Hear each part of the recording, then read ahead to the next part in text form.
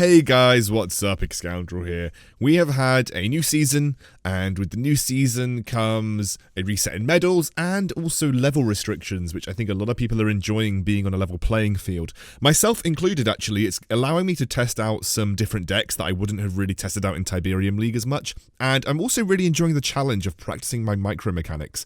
I have got about an 87 to 90% win rate, climbing up the ladder right now. I haven't played as many games as some people. I'm trying to prolong the climb for as long as I can, otherwise I'll just end up having nothing to do in Tiberium League. But I've had a really good time actually fighting people from Tiberium League on even levels, and people that I would regularly beat in Tiberium League are beating me now. And, you know, I'm beating people that I often struggled with in Tiberium League just due to unit level differences. So it's really cool to have these unit level differences installed now, because that does give me the opportunity to practice a bit more.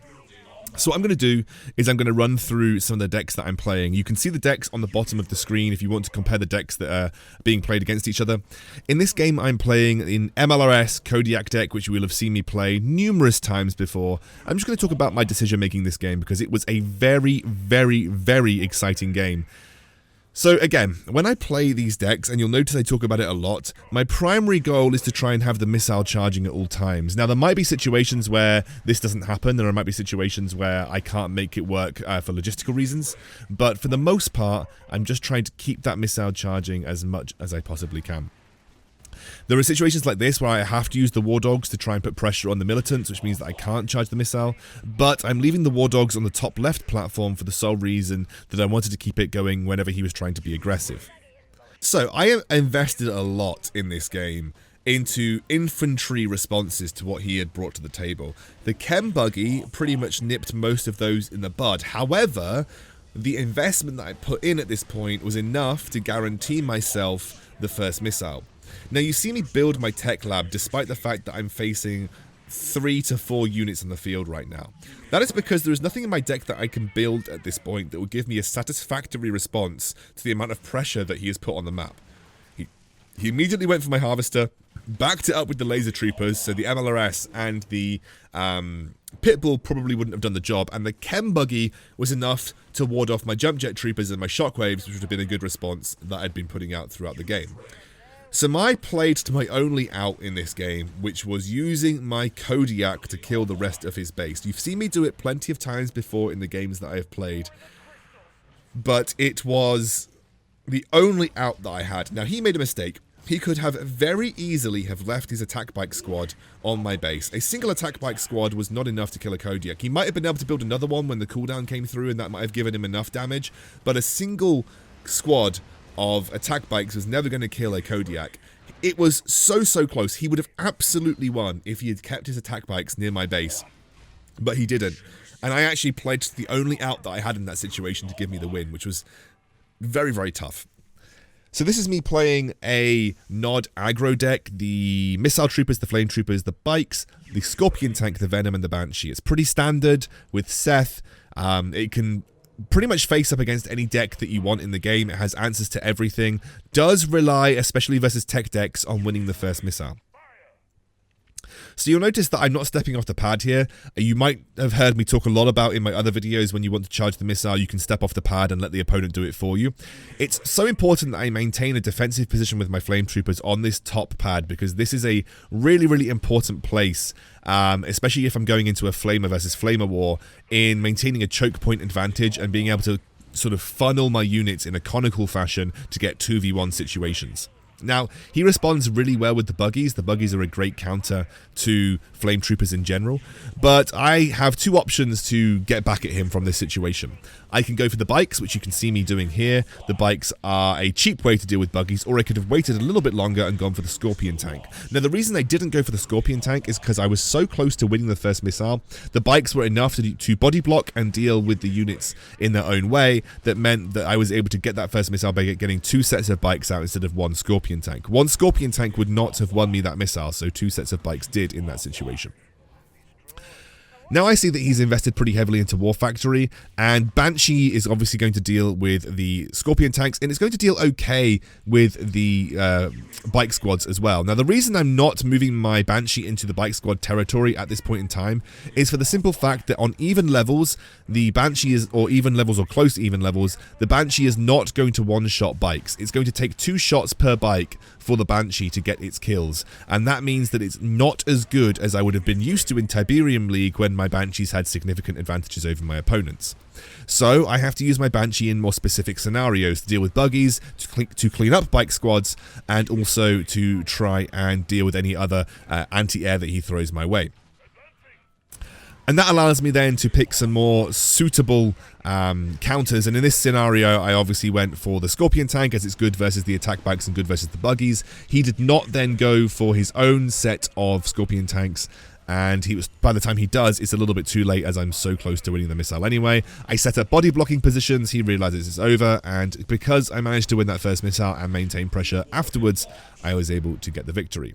Again, showing you that even on even unit levels, this Nod aggro deck is still really, really powerful, even versus other aggro decks as well. So this is my avatar deck that you will have noticed me using in High Tiberium League.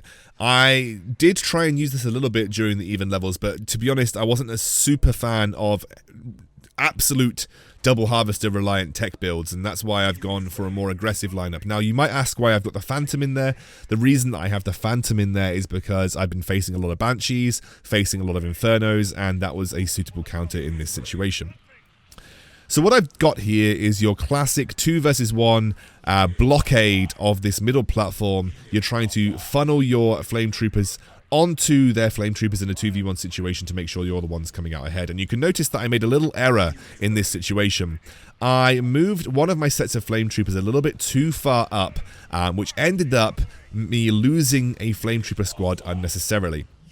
I then have to respond by boosting a Flame Trooper squad onto the platform to give myself this 2v1 scenario, but because I'd taken such an aggressive position, I was able to secure myself the first missile with some body blocking because he just didn't have the resources to be able to contest the platform, and because I was charging the missile at all times, all it required was some clever placement of units and body blocking for me to make sure that I secured this first one.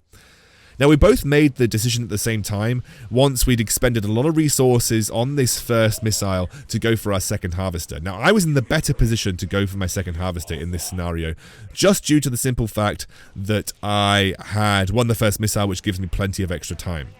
Now, I body block his bikes, just delaying their sort of movement over to my harvesters.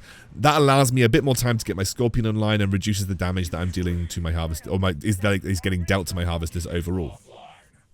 I see the Inferno come out, and look what I do with all of my units. I immediately split them across every platform, at least 2 tiles away from each other. Absolutely no way that I want to get 2 of my flame squads caught in 1 Inferno bomb. And I do the same with my harvesters. I actually move my harvesters off the platform, off the Tiberium, because I don't want to give him a free 100 Tiberium for killing my harvester. A free 100 Tiberium to an Inferno deck is a free Phantom or a free Inferno, and that's exactly the opposite of what I want.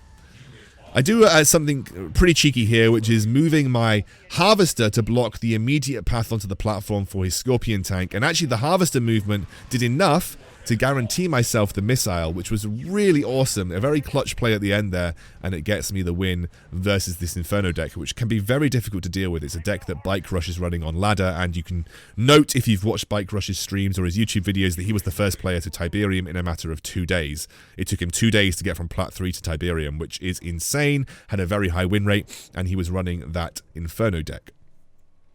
So this is another Nod deck that I've been playing quite a lot of. It is a Cyborg Confessor deck. Now, I don't think this deck is that great. However, I think it's going to get better after the balance update because both Cyborgs and Confessors are getting buffed, which is why I'm running it in this specific scenario here.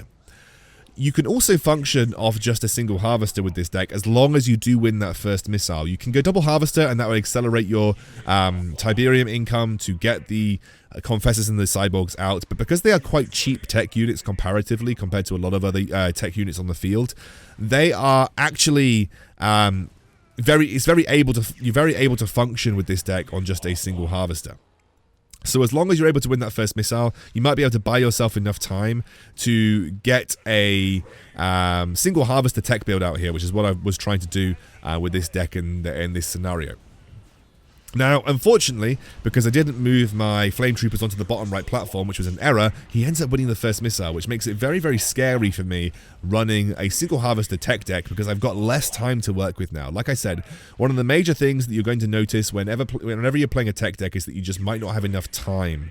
And this is when you lose the first missile. It's all about stalling the second missile for as long as physically possible because you are really concerned with making sure that the second missile doesn't come close to firing while you're still trying to get your tech units out. And in this scenario, what I'm doing is investing heavily into war factory units and in infantry units because I really do need to contest this second missile.